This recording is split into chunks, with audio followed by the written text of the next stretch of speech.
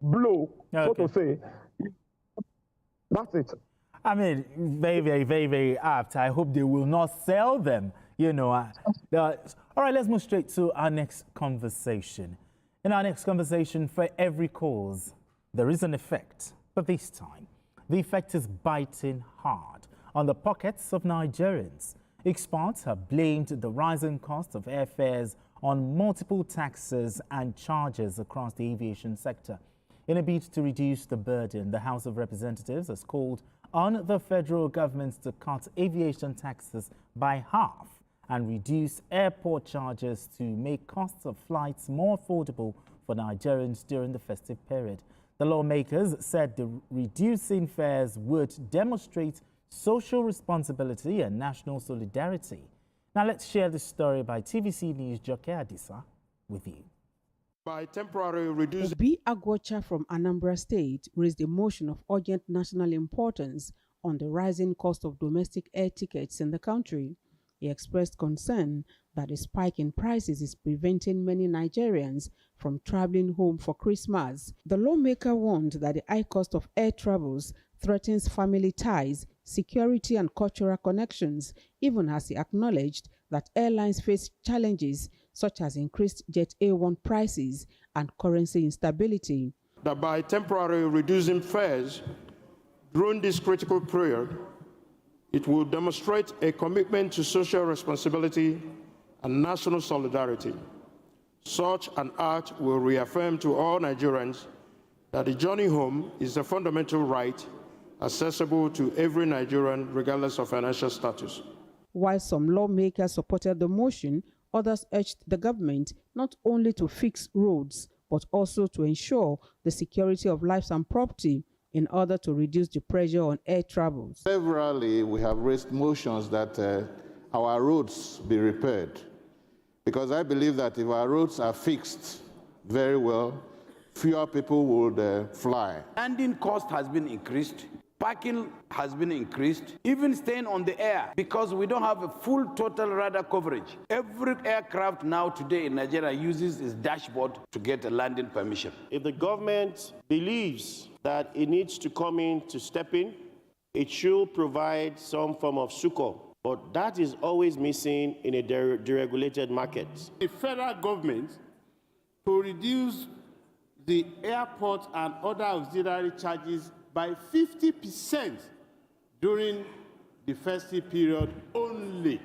For the first time in 20 years, this administration, through national reform, has made it possible for international dry leaser to accept to come to Nigeria for the first time. As part of the prayers of the motion, the House also wants the federal government to establish a transparent assessment mechanism to determine the true operational costs for airlines throughout the Yuletide season. Joke Adisa, TVC News, Abuja. All right, beautiful report, Joke Adisa. BKO, this is in fact a festive season relief, you know, going by what the House of Reps said. But the question is, when should Nigerian air travelers, you know, expect the implementation of this cost reduction measures arising, you know, from this intervention? Actually, it's difficult to explain what we are witnessing. What we've been told is that the taxes are too excessive. But these taxes are not new. That is why I do not subscribe to the argument that, the unusually high cost of air travel that Nigerians are subjected to is caused by excessive taxation. Because these taxes are not new, they've always been there. A situation in which one of the airlines, one of the biggest airlines in our country, charges travelers, air travelers, as much as 750,000 for a one-way trip to Asaba. It's crazy. There's no way by which you can explain that. And another airline, one of the very oldest in our country, decides to charge 560,000 naira for a one-way trip to the same Asaba. So my feeling is that they are just cashing in on the season. Exactly. This Christmas season, it is true that so many people are traveling. People don't want to go by road because of the risk.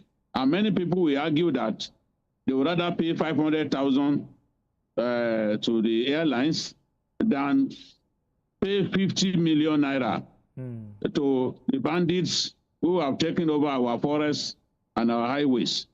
But in a country where there is regulation, people are not allowed. You can say that, oh, it's a deregulated market, but that is an asinine argument.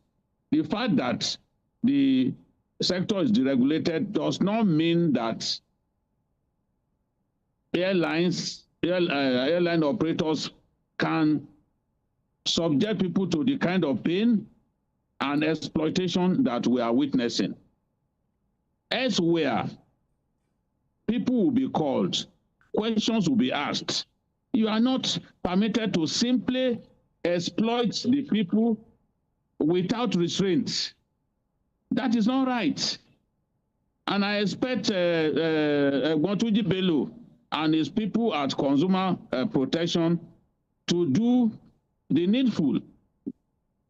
And if they summon them, they do not show up, then sanctions should be meted out to them. We can't accept the argument that, oh, it's a deregulated market. So because it's a deregulated market, our people should be willfully exploited? No. Today I just returned from Ekiti. I'm being paid 403,000 naira for a one-way trip. Initially, the person who booked for me told me that it was a business class, but it was a lie. It wasn't a business class ticket that they got for me. I had to pay 403,000, and at the end of the day, it was a small aircraft that was sent to that airport. More than 50 bags. 50 bags were dropped. So people have had to go through so much pain, yet they can't even retrieve their luggage. Maybe tomorrow they will be able to locate their luggage. We must run the aviation sector like a sector that is regulated. It doesn't mean that because the sector is deregulated, then operators can simply do what they like, exploit people without any form of human face. I don't know where else that happens. At the rate we are going, I don't even have any doubt right now that our fares for domestic routes are probably the most expensive in the world. But at the rate that we are going, local airlines will want to even compete with foreign airlines in terms of what they take from the customer. And they can't continue to exploit the fact that Nigerians, many Nigerians of means don't want to travel by road because of the fear of being kidnapped by bandits. This level of exploitation is criminal, and it should not be supported. I will appreciate other steps that the House of Reps can take, including reducing the taxation. That has to happen in the on the long run if we really want air travel to survive in our country, because invariably these fat cats in the airline sector will price themselves out of reckoning, will price themselves out of existence. If it continues like this, we'll see more airports abandoned because there are no passengers. We're already seeing that because not everyone can pay this kind of extortionate money that our airlines have been permitted by the regulators to continue to take from the flying public. Exactly. I mean, Paul Dada, are you still with me?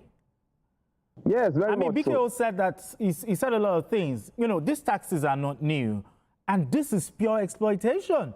This is where the FCC, this is the time the FCCPC needs to step in and help Nigerians. Don't you agree? Yes, I agree. It was like BKO was reading all of my thoughts. You know, I thought about the taxes, but I know that, you know, if you are going to work on taxation, it's something you have to do in the long term. Of course, there are some overlapping taxes by different agencies. For example, FAN charges what they call passenger service charge. Yes. Collects it, and you know, and NCAA collects what they call ticket sales charge. But like these taxes have been there for long, and because of the way the economy is, the authorities might just look at how to work on this. However, the fact is that these airlines are actually exploiting the people. I have a report here, a report that was published today. The Federal Competition and Consumer Protection Commission, FCPC, has announced that it's going to look at, it's going to expand the scope of existing investigation into the pricing templates behind the rates that are charged by airlines in some domestic routes, especially those going to the southeast and south this season. But I also understand that earlier in the year, you know, Airfares instituted a court action against FCCPC that maybe it was poking his nose too much into its pricing. Yeah. Yes. I'm with you. Just hold that thought, okay? We have Ade calling in from London. All right. Ade? Ade, let's talk. Now yes, I make a reservation now to Italy, and it's costing £214 to Italy, a journey of 1 hour 55 minutes, £214. So I don't know why government of Nigeria will allow this extortion to be punishing people like this.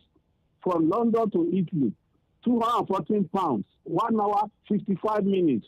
Oh. How can you charge Akure 470,000? So they should take this thing up. It's unfair.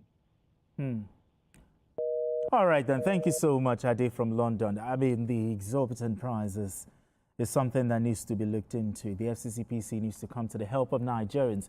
We need to go on this quick break now, and when we return, the conversation continues. Don't go away.